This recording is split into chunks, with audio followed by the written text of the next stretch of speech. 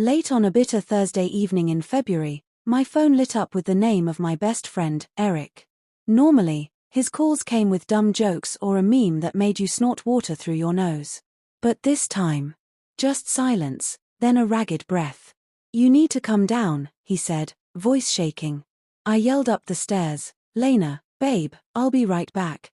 She was in the kitchen, humming and sautéing something amazing, as always. I slipped on mismatched socks, didn't even grab a jacket, and jogged outside.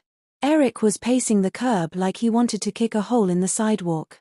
His cigarette flicked sparks every time he exhaled. She was with someone else, man. In my living room. My couch. His voice broke on the last word. I didn't know what to say. All I could offer was the truth I lived. Find someone like Lena, man. Someone who'd rather rewatch old rom-coms than flirt with random guys. He gave a bitter laugh, wiped his face, and we just stood there under the streetlight until the wind stopped cutting so deep. Fast forward 2 weeks. President's Day weekend. Our annual guys trip was sacred. 6 of us from the JV baseball team, older now but still idiots when together. Lena even packed me a cooler with her famous pulled pork sliders and kissed my cheek, saying, "Go detox with your caveman friends. Just don't come back missing a tooth." She always said stuff like that, sweet with a sting. That's who she was. Who I thought she was. We drove through snow so thick it looked like falling coins, heading for a rented cabin outside Columbus Rustic, firewood stacked high, and enough beer to float a canoe. As the night went on, we talked smack, grilled meat, and told the same dumb stories like they still mattered. But the vibe shifted around beer number 5. The talk turned to tracking apps, secret social accounts, fake profiles. "Sometimes," Nate said, "you just gotta verify, man. Trust is cool and all, but people get bored." They called me Prince Charming when I said Lena, and I didn't play games like that. But the seed was planted. Later, I stepped onto the snowy porch and tried calling her once, twice, 3 times. Straight to voicemail. My stomach dropped. That night mattered. It was one of those fertility green window days the doctors talked about like winning lottery numbers. We'd been trying for years. Timing was everything. So I chugged some water, skipped my last beer, and caught a rideshare back home. Our house glowed warm through the frost-covered windows. Inside, the table was set for 2. Lasagna, garlic knots, wine. She opened the door smiling like she'd just seen me for the first time. That shampoo I buy her every Christmas. Vanilla orange. It hit me like a memory I didn't know I missed. We ended up in bed within minutes, half laughing, half crashing into each other, wrapped up in hope and history. She fell asleep with one hand on my chest like she always did. That's when Nate's voice whispered back in my mind. "Just verify, man." I didn't want to be that guy. But curiosity has claws. Her phone was on the nightstand. I picked it up, telling myself it was just to silence the alerts. That's when I saw it, an app with a pastel pink icon I didn't recognize. I tapped it. The profile was under a fake name, Lola Free Spirit 27. But the profile picture. It was a mirror selfie I'd taken of her months ago during a wine bar night, the same night we celebrated gearing up for another IVF round. The DMs were stacked like bricks in a house I never agreed to build. One message was only 3 hours old, "Doors unlocked. Hurry before my hubby gets back." The air left my lungs like I'd been sucker punched.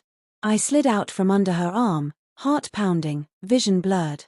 I packed every trace of her, every mug from her road trip collection, every hoodie she stole from my college drawer. Then I woke her up. Her smile dropped the second I showed her the screen. She jumped into damage control, claiming it was her friend's account, that her ex tracked her and she borrowed Lena's phone. But one message mentioned my freckles. In a place only someone who'd seen them could know. Her lies crumbled in silence. I handed her a coat. She didn't take it. I pointed to the door. She walked out into February bare-armed and crying.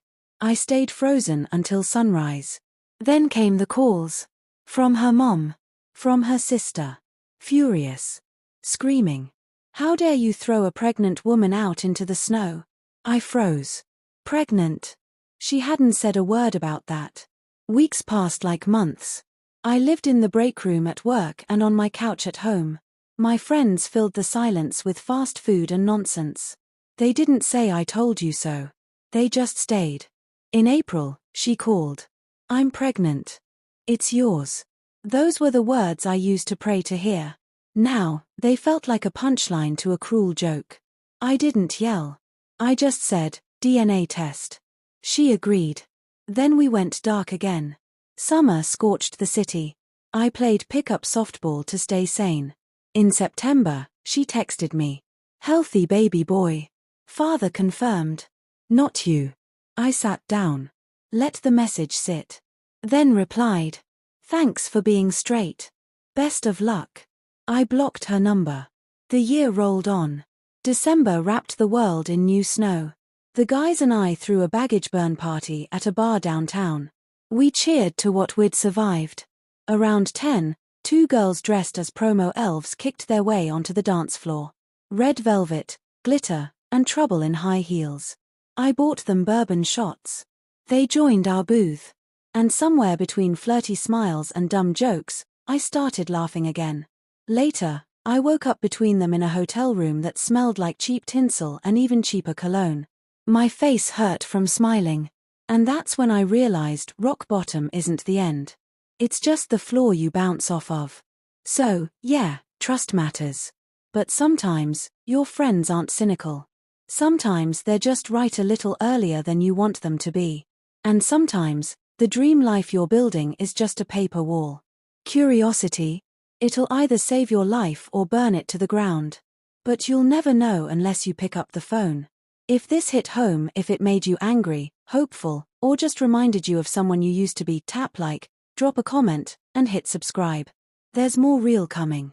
Stay sharp, stay honest, and remember, the truth always has a way of showing up.